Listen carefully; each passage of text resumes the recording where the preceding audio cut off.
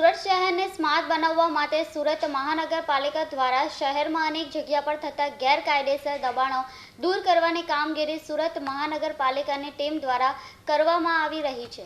સુરત શહેરમાં ઝીરો દબાણ હેઠળ કામગીરીની ભાગરૂપે ભાટેના ખાડી વિસ્તારમાં આવેલા શ્રમિકોના ઝૂંપડા હટાવવા માટે પાલિકાની ટીમ પહોંચી હતી। જોકે ત્યાં રહેતા શ્રમિકોએ વિરોધ નોંધાવ્યો હતો। વર્ષોથી અહીંયા વસવાટ કરતા શ્રમિકો સાથે જાય તો કહાં જાય તેવો ઘાટ સર્જાયો હતો। ખાડી કિનારે રહેતા શ્રમિકોએ સુરત મહાનગરપાલિકા કમિશનર પાસે ન્યાયની માંગણી કરી હતી।